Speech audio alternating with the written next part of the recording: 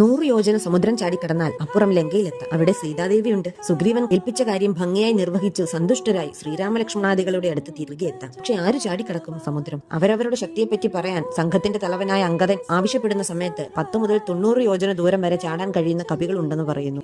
ഏറ്റവും വൃദ്ധനായ ജാമ്പവാന് കഴിയുമത്രേ 90 യോജന ചാടാൻ. നായകനായ അംഗദന് 100 യോജന ചാടി ലങ്കയിലെത്താം. പക്ഷേ തിരികെ വരുന്നത് എങ്ങനെയെന്ന് സംശയമാണ്. അല്ലെങ്കിലും നായകനെ അയക്കുന്നത് ശരിയല്ലെന്ന് പറഞ്ഞ ജാമ്പവാൻ തന്നെയാണ് ഹനുമാൻ സ്വാമിയുടെ പേര് നിർദ്ദേശിച്ചത്. ഈ ചർച്ചയ്ക്കൊന്നും നിൽക്കാതെ വിജനമായ സ്ഥലത്ത് മാറി നിൽക്കുകയായിരുന്നു ഹനുമാൻ. സമുദ്രലംഘനം നടത്താൻ താങ്കൾക്ക് സാധിക്കും, താങ്കൾ വായുപുത്രനാണെന്നും ജാമ്പവാൻ ഹനുമാനെ ഓർമ്മിപ്പിക്കുന്നു. ഇത് കേട്ട് പ്രചോദനം ഉൾക്കൊണ്ട് മഹാവിഷ്ണുവിന്റെ വാമനാവതാരം വളർന്നതുപോലെ ഹനുമാൻ സ്വാമി സ്വന്തം ശരീരം വർദ്ധിപ്പിക്കുന്നത് കണ്ട് വാനരന്മാർ സന്തുഷ്ടരായി. എല്ലാ ആകാശഗോചരങ്ങൾക്കും അപ്പുറം കടന്നു ചെല്ലാനും വേണമെങ്കിൽ സമുദ്രത്തെ വറ്റിക്കാനും ഭൂമിയെ പിളർക്കാനും തനിക്ക് കഴിവുണ്ടെന്ന് അഞ്ജനയൻ മനസ്സിലാക്കുന്നു. ഗരുഡനെയും വായുവിനെയും പോലെ വേഗതയുള്ള തന്നെ അനുഗമിക്കാൻ ഒരു പ്രാണിക്കും കഴിയില്ല. വൈദേഹിയെ ഞാൻ കണ്ടെത്തുമെന്ന് ഉറപ്പോടെ മഹേന്ദ്രഗിരിയുടെ ശിഖരത്തിൽ ചവിട്ടിക്കൊണ്ട് ആഞ്ജനേയൻ ലങ്ക ലക്ഷ്യമാക്കി ചാടിത്തിരിഞ്ഞു.